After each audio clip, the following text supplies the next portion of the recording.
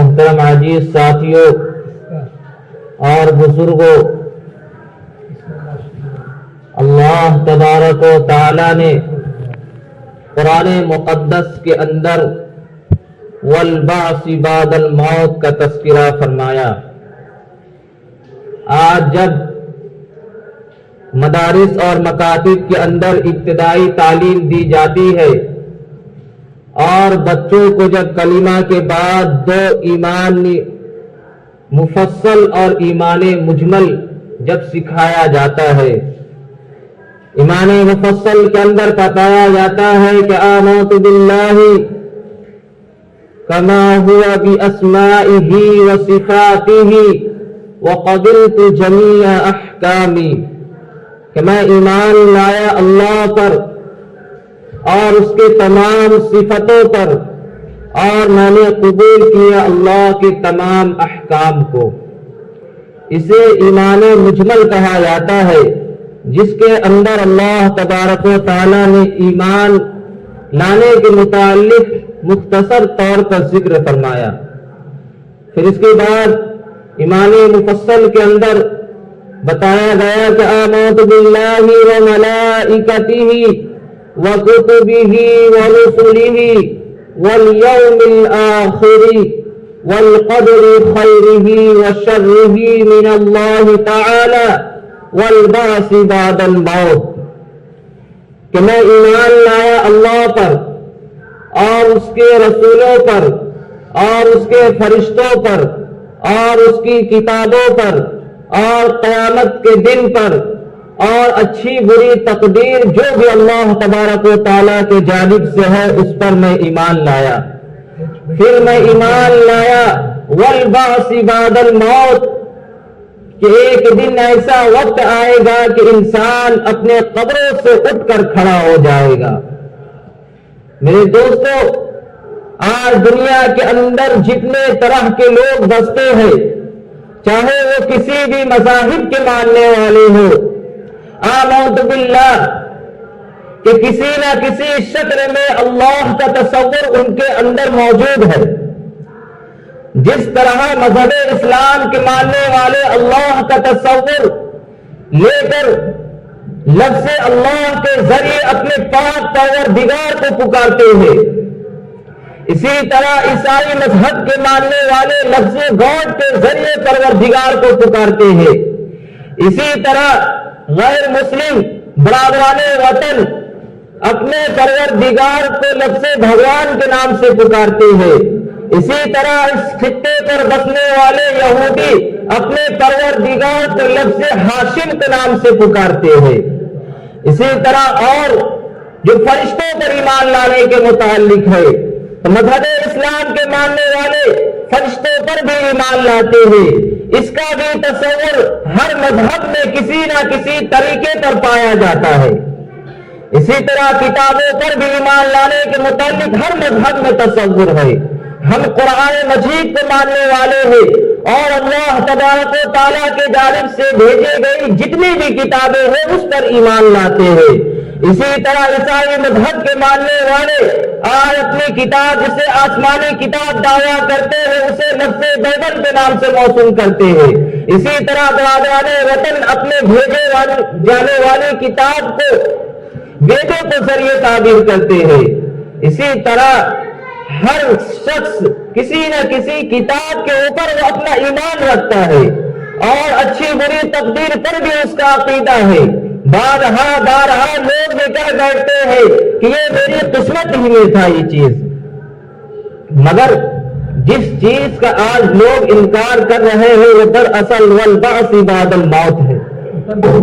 آج اگر لوگوں کے سامنے اس بات کو رکھی جاتی ہے اور کہا جاتا ہے کہ ایک دن ایسا آنے والا ہے کہ ہر ذی روح جو اپنے قبر میں چلا گیا ہے، چاہے وہ کسی بھی مذہب کو ماننے والا ہو، اس کے مذہب کے اعتبار سے اس دنیا سے اسے کسی بھی طرح سے رخصت کر دیا جاتا ہے۔ مذہب اسلام کے ماننے والے کو باضابطہ قبر میں اتارا جاتا ہے اور برادران وطن کو جلتی ہوئی آگ میں اسے نظر آتش کر دیا جاتا ہے۔ مگر جب اس سے یہ کہا جائے کہ مرنے کے بعد پھر دوبارہ زندہ ہونا ہے تو وہ کہتے ہیں کہ عقل اس بات کو ماننے کے لیے تیار نہیں ہے۔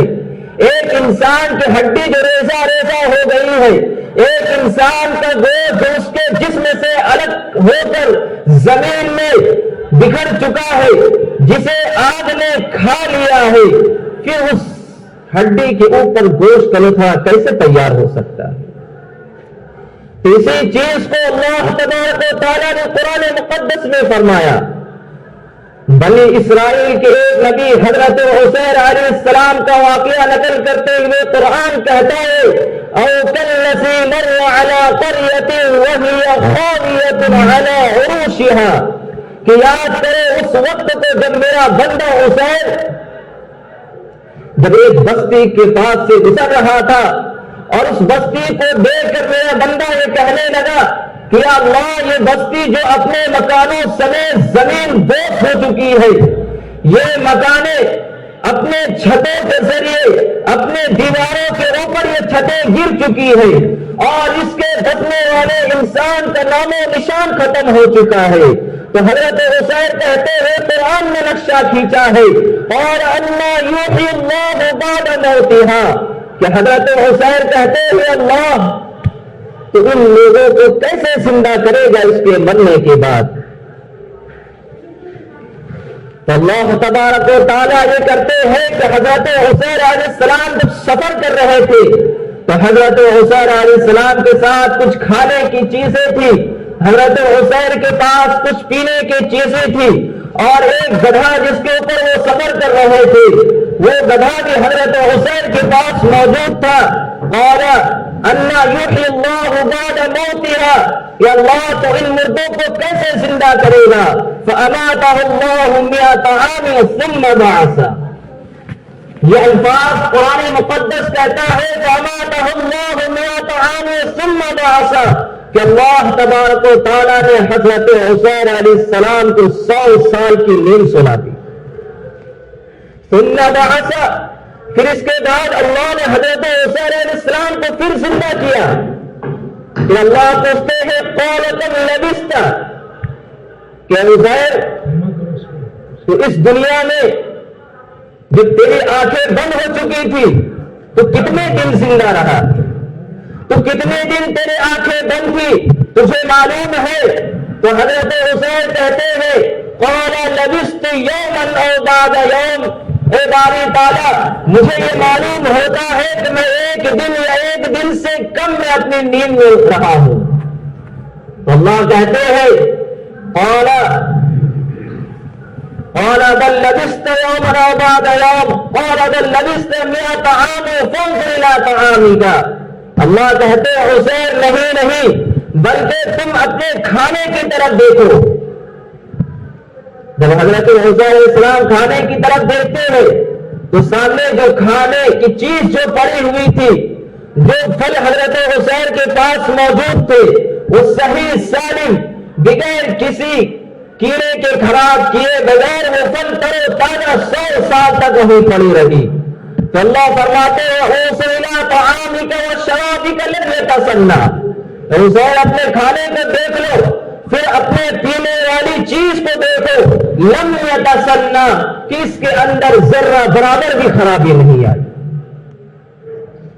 کہ اللہ قرآن میں فرماتے ہیں اوصل الی طعامک وشرابک لن یتسنى واوصل الی حمارک ولنجعلک آیۃ للناس واوصل الی طعامک، کہ تم پھر اپنے گدھے کی طرف دیکھو۔ جب حضرت عزیر علیہ السلام اپنے گدھے کو دیکھتے ہوئے تو وہ گدھا تو بالکل زمین بوس ہو چکا ہے، اس کی ہڈیاں بالکل ریزہ ریزہ ہو چکی ہے، اس کے جسم کے اوپر جو گوشت کے ٹکڑے تھے اس کو زمین کے حشرات الارض یعنی کیڑے مکوڑے تو کھا چکے ہیں۔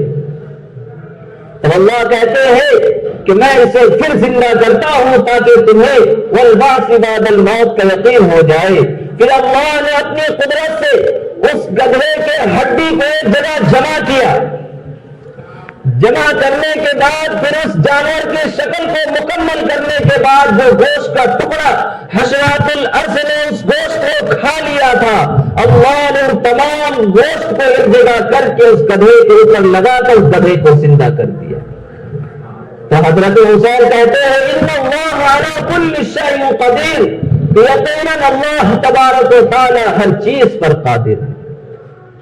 میرے محترم دوستو، دراصل حضرت حسین علیہ السلام کو والبعث بعد الموت یعنی دوبارہ زندہ ہونے پر ذرہ برابر بھی شک نہیں تھا۔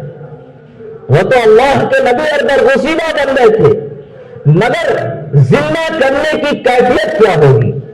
اللہ زمین سے انسان کو کس طرح سے زندہ کریں گے، اس چیز کا مطالبہ تھا۔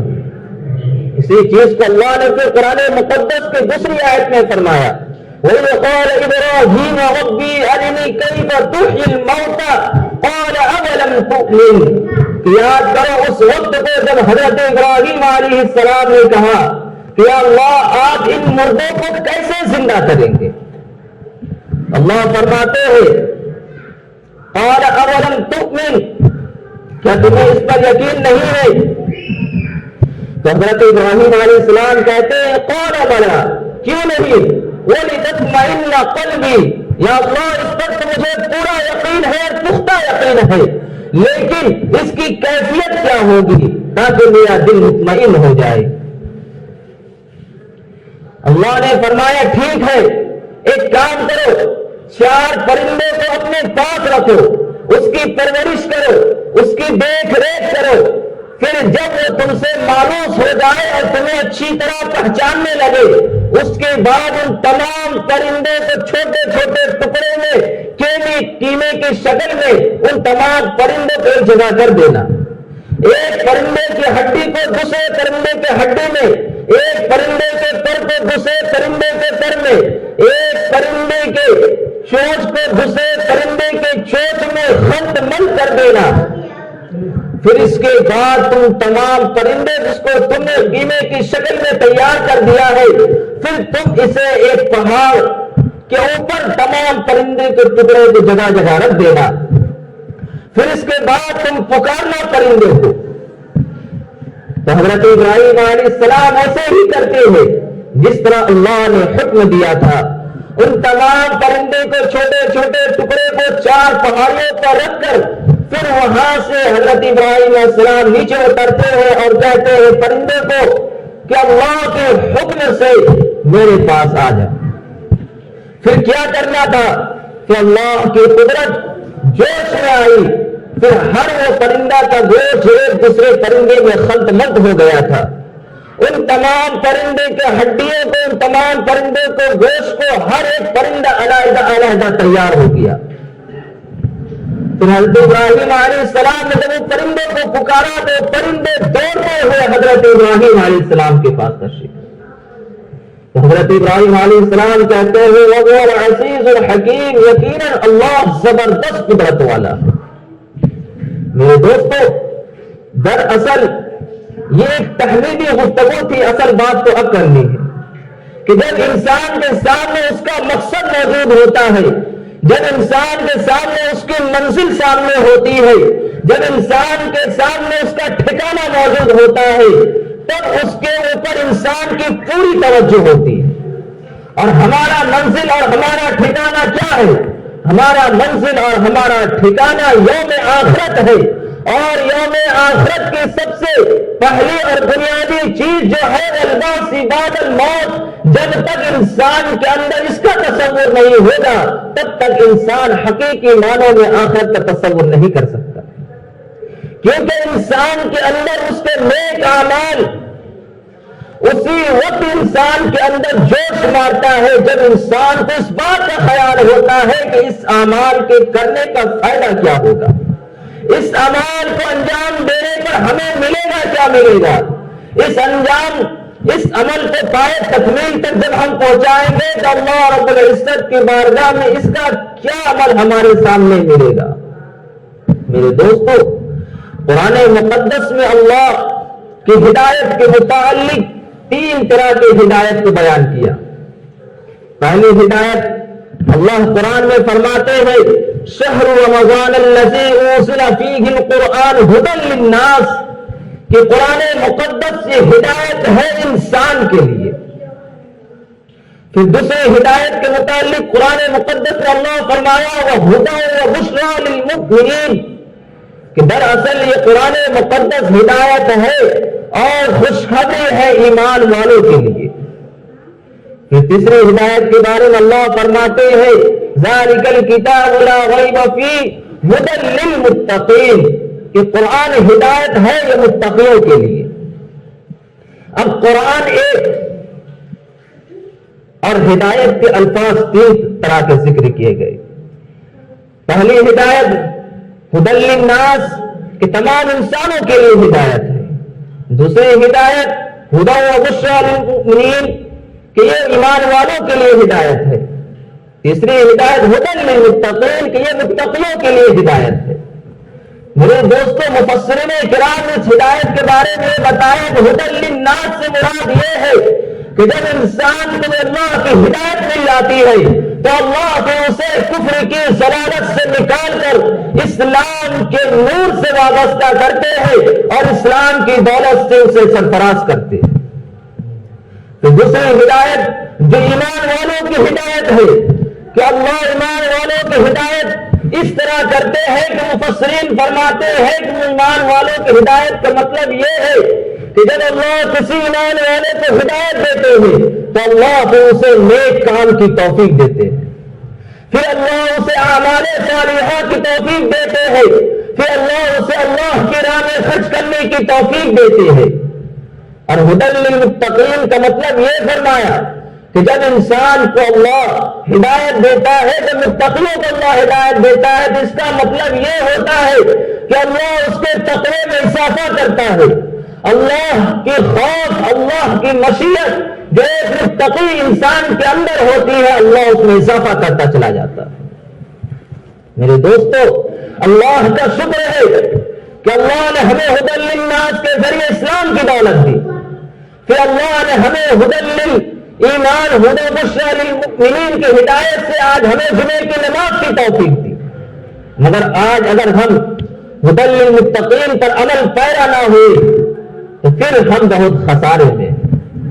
میرے دوستو، شیطان جو ایک انسان کے اوپر جو اپنا چال چلتا ہے اور ایک انسان کو جو بہکاتا ہے، تو شیطان کبھی کسی انسان سے یہ نہیں کہتا کہ یہ عمل مت کرو، بلکہ شیطان اپنے حربہ کو اس چیز پر استعمال کرتا ہے کہ یہ کام کر لینا، مگر ابھی نہ کرو، بعد میں کر لینا۔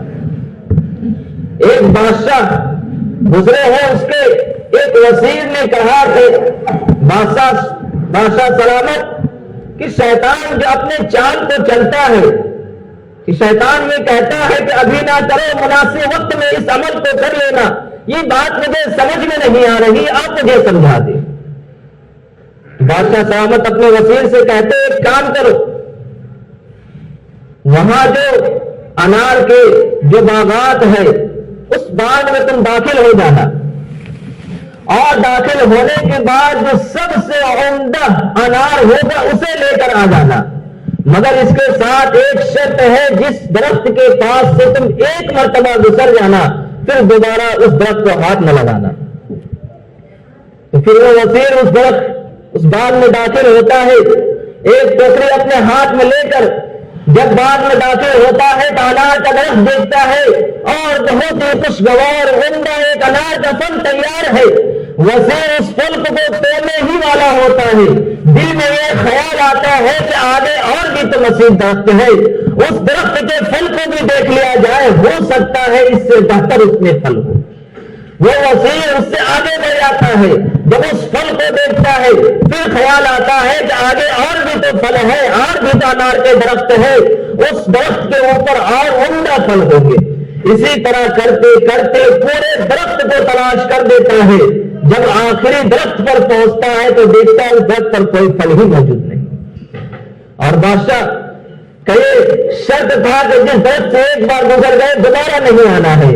بالآخر وہ وزیر مایوس ہو کر باغ سے نکل جاتا ہے۔ جب بادشاہ پوچھتے ہیں کہ انار کہاں ہے تو پوری کیفیت پورا واقعہ بتاتا ہے کہ بادشاہ سلامت میں سوچ رہا تھا کہ یہ درخت ہے اس کا پھل توڑ لوں، مگر دل میں خیال آیا کہ آگے اور بھی عمدہ پھل ہوں گے، پھر اور آگے بڑھا تو خیال آیا آگے اور بھی عمدہ پھل ہوں گے۔ تو بادشاہ کہتے ہیں کہ اس طرح تم نے خیال کرتے کرتے بالآخر تمہارے ہاتھ کیا لگا؟ تو وزیر کہتا ہے بادشاہ سلامت خالی ہاتھ آیا ہوں۔ تو بادشاہ کہتے ہیں ٹھیک اسی طرح شیطان بھی انسان کے اندر اپنا چال اس طرح چلتا ہے کہ شیطان انسان کو یہ ورگلاتا ہے اور کہتا ہے کہ ابھی جو وقت ہے اس وقت کو چھوڑو، اس سے مناسب وقت آئے گا۔ پھر جب وہ وقت آتا ہے تو پھر کہتے ہیں اس سے اور مناسب وقت آئے گا۔ اسی طرح کرتے کرتے انسان قبر میں چلا جاتا ہے اور وقت ہاتھ سے نکل جاتا ہے۔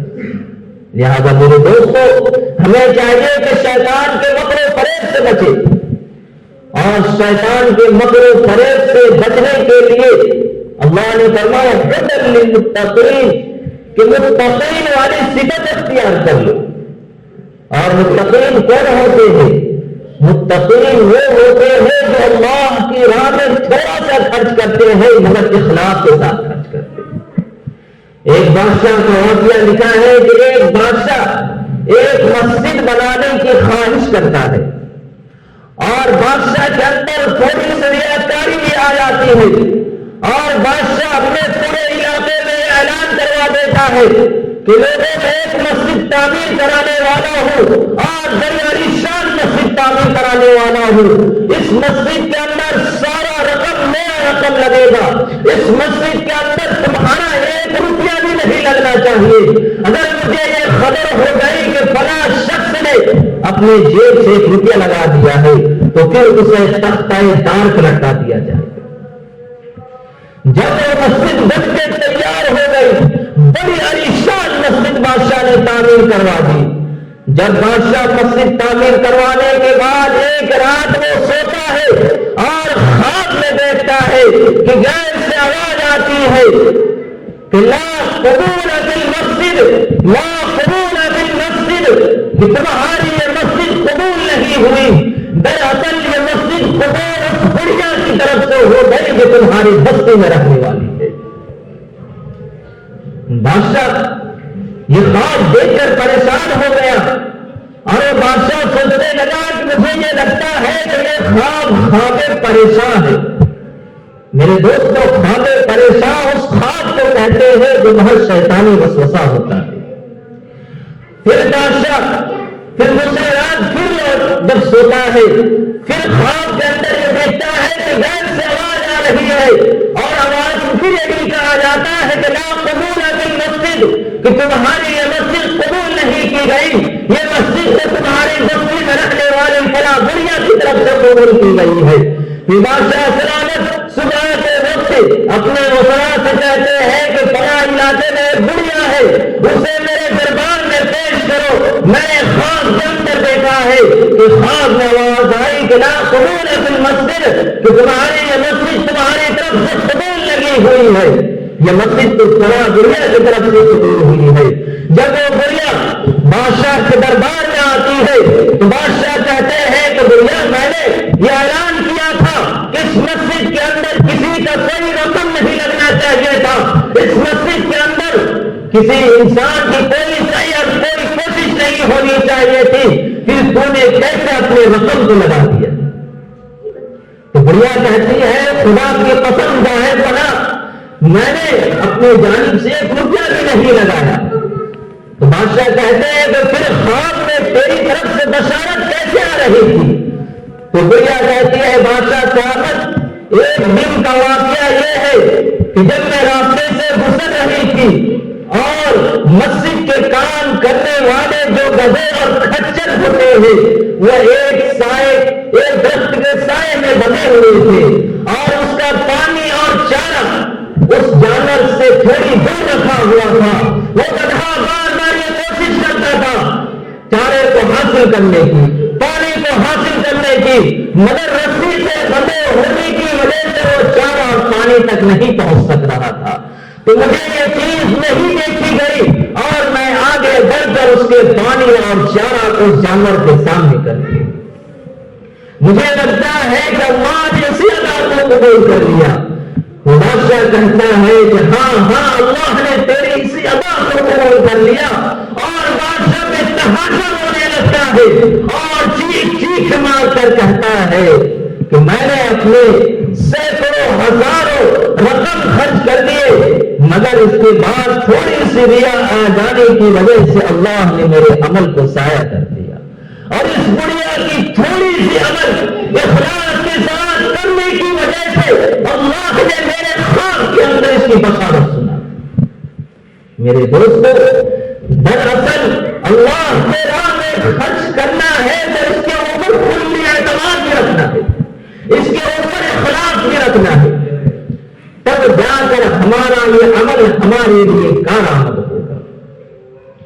اسی طرح میرے دوستو، قرآن مقدس میں اللہ تبارک و تعالیٰ نے فرمایا، دراصل صحابہ کرام رضی اللہ تعالیٰ عنہ آپ صلی اللہ علیہ وسلم سے خرچ کرنے کے متعلق ارشاد فرما رہے تھے، یسألونک ماذا ينفقون، کہ جناب رسول اللہ صلی اللہ علیہ وسلم نے صحابہ کرام پوچھتے ہیں یسألونک ماذا ينفقون، کہ ہم اللہ کے راستے میں کیا خرچ کریں؟ تو آپ کہتے ہیں قل العفو، کہ تمہارے پاس جو مال زائد ہے اسے اللہ کے راہ میں خرچ کرو۔ میرے دوستو، دراصل اللہ کے راہ میں خرچ کرنے کے بڑی فضیلت آئی ہے۔ آپ صلی اللہ علیہ وسلم کے زمانے میں مسجد کے اندر ایک بڑھیا جھاڑو لگایا کرتی تھی، جب کچھ دنوں کے بعد اس بڑھیا کا آنا جانا مسجد میں بند ہو گیا تو آپ صلی اللہ علیہ وسلم نے صحابہ کرام سے پوچھا کہ صحابہ کرام وہ بڑھیا جو مسجد کے اندر جھاڑو لگاتی تھی وہ کہاں چلی گئی؟ تو صحابہ کرام نے عرض کیا یا رسول اللہ، وہ خاتون تو بہت نیک خاتون نہیں تھی، معاشرے کے اندر اس خاتون کو فاحشہ تصور کیا جاتا ہے، معاشرے کے اندر اس خاتون کو بدکار تصور کیا جاتا ہے، آپ اس خاتون کے متعلق اتنا پریشان نہ ہوئے۔ جناب رسول اللہ صلی اللہ علیہ وسلم نے فرمایا کہ جس مسجد کے اندر کوئی انسان اگر اللہ کے لیے تھوڑا سا بھی عمل پیش کرتے تو اللہ اس کے عمل کو راجا نہیں کرتے ہیں۔ پھر صحابہ کرام نے عرض کیا کہ یا رسول اللہ، اس خاتون کو بہت ہوئے 23 دن ہو گئے ہیں۔ جناب رسول اللہ صلی اللہ علیہ وسلم نے فرمایا اس خاتون کی قبر کہاں ہے، مجھے لے چلو۔ جب آپ صلی اللہ علیہ وسلم اس خاتون کی قبر پر تشریف لے آتے ہیں، ایک حدیث میں یہاں آیا ہے کہ جناب رسول اللہ صلی اللہ علیہ وسلم نے اس قبر پر جا کر اس خاتون کے لیے دعا کی، اور ایک حدیث میں بات یہاں تک آئی ہے کہ جناب رسول اللہ صلی اللہ علیہ وسلم نے اس خاتون کے لیے نماز جنازہ بھی ادا کی، اور اس کے بعد آپ صلی اللہ علیہ وسلم نے فرمایا کہ جس کے قبر کے پاس میں نماز جنازہ ادا کر دوں پھر اس کے مغفرت میں کوئی شک و شبہ نہیں۔ میرے دوستو، ذرا غور کرنے کی بات ہے کہ اس خاتون کو جس کو معاشرے میں بدکار تصور کیا جاتا تھا، اس خاتون کو جسے لوگ فاحشہ اور زانیہ تصور کرتے تھے، اس خاتون کو اتنی بڑی نعمت کیسے حاصل ہوئی کہ جناب رسول اللہ صلی اللہ علیہ وسلم خود اس کے قبر پر جا کر نماز جنازہ ادا کر رہے ہیں؟ دراصل یہ نعمت اس خاتون کو مسجد کے بدولت حاصل ہوئی، مسجد کی خدمت کے بدولت حاصل ہوئی۔ میرے دوستو، ان واقعات سے ہمیں یہ چیز حاصل ہوتی ہے، یہ سبق ملتا ہے کہ جب انسان جب مسجد سے جڑ گیا اور مسجد کے اوپر اپنے جان کو نچھاور کر دیا، مسجد کے اوپر اپنے مال کو نچھاور کر دیا، تو پھر جناب رسول اللہ صلی اللہ علیہ وسلم کی شفاعت اس تک پہنچ کر رہے۔ جس طرح ایک انسان اس معاشرے میں زندگی بسر کر رہا ہے اور ہوا آکسیجن انسان کو ہر جگہ پہنچتی ہے، اللہ نے اس کا انتظام کر دیا ہے، اسی طرح جب انسان اللہ اور اس کے رسول کی اطاعت میں مسجد کی آباد کرنے کی کوشش کرتا ہے، مسجد کے اوپر اپنے مال کو خرچ کرتا ہے، مسجد کے اوپر اپنے جان کو نچھاور کرتا ہے، تو پھر جناب رسول اللہ صلی اللہ علیہ وسلم کی شفاعت سے ڈھونڈتے ہوئے وہاں تک پہنچ جاتے ہیں۔ کیا ہم نہیں چاہتے ہیں کہ روز محشر جب نفسی نفسی کا عالم ہو اور اس وقت جب انسان پریشانی کے عالم میں ہو تو جناب رسول اللہ صلی اللہ علیہ وسلم کی شفاعت اور سفارش ہمیں ڈھونڈتے ہوئے پہنچ جائے؟ تو ہمیں اس کے لیے کیا کرنا ہے؟ ہمیں اس کے لیے بننا ہے ہدی للمتقین، متقین بن جانا ہے۔ اور متقیوں کی صفت کیا ہے؟ اخلاق کی درستگی ہے۔ متقیوں کی صفت کیا ہے؟ اعمال کی درستگی ہے۔ متقیوں کی صفت کیا ہے؟ اطیع اللہ اور اطیع رسول کے اوپر غالب ہونا ہے۔ متقیوں کی صفت کیا ہے؟ اللہ کے راستے میں خرچ کرنا ہے۔ اس کے بارے میں قرآن فرماتا ہے والذین جاہدوا فینا لنہدینہم سبلنا وَإِنَّ اللَّهَ لَمَعَ الْمُحْسِنِينَ، کہ وہ شخص اللہ کے راستے میں مجاہدہ اختیار کرتا ہے۔ مجاہدہ کی کئی شکلیں ہیں، مفسرین نے اس کو بالکل عام فرمایا ہے کہ مجاہدہ میں اللہ کے اطاعت بھی ہے، مجاہدہ میں مال کے ذریعے اطیع اللہ کے رسول کی مدد بھی کرنا ہے، مجاہدہ کے ضمن میں انسان کا اخلاق بھی ہے۔ اللہ فرماتے ہیں والذین جاہدوا فینا لنہدینہم سبلنا، تو پھر ہم اسے اپنے تک آنے کے راہ ہموار کر دیتے ہیں۔ تو پھر انسان کو ہدایت نہ ملے یہ بات بھی بہت بڑی کی بات ہے۔ پھر فرمایا ان اللہ لمع المحسنین، کہ یقیناً اللہ احسان کرنے والوں سے بہت محبت کرتے ہیں۔ لہذا ہمیں چاہیے کہ اپنے جان و مال کے ساتھ، تن من دھن کے ساتھ اطیع اللہ اور اطیع رسول اور اسلام کی اشاعت میں اپنے جانوں اور مال کو قربان کر دے۔ افسوس کی گھڑی آج ہمیں نہیں سمجھ میں آ رہی ہے، مگر جب میدان محشر میں ہم پہنچیں گے تو اس وقت اس چیز کا پتہ چل جائے گا۔ لہذا اسی چند باتوں سے اپنی بات کو ختم کرتا ہوں۔ اور ایک بات یہ ہے کہ ماشاءاللہ پچھلے دنوں جو اعلان کیا گیا تھا، کافی ساتھیوں نے ذوق پر ذوق اس مسجد کی تعمیر کے لیے اپنے ہاتھ کو اٹھایا تھا۔ ماشاءاللہ میں ان تمام ساتھیوں کو خراج تحسین پیش کرتا ہوں کہ انہوں نے اپنی گاڑی کمائی کو اللہ کے راستے میں خرچ کیا۔ اسی طرح میرے دوستوں، جن حضرات نے پچھلے دنوں ارادہ کیا تھا اور اس وقت اپنے رقم تو نہیں لا سکے تھے، لہذا جمعہ کے بعد جن حضرات کو اس مسجد کی تعمیر کے سلسلے میں کچھ رقم دینے کی جو ہمت ہو رہی ہے، اس کو برقرار رکھتے ہوئے آپ ضرور اس کی تعمیر کریں۔ انشاءاللہ اس کا اجر اللہ تبارک و تعالیٰ اس دنیا میں بھی عطا فرمائیں گے اور مرنے کے بعد قیامت میں بھی اس کا اجر ملے گا۔ لہذا جن حضرات سنت نہیں پڑھی وہ سنت پڑھ لیں۔ وما توفیق الا باللہ۔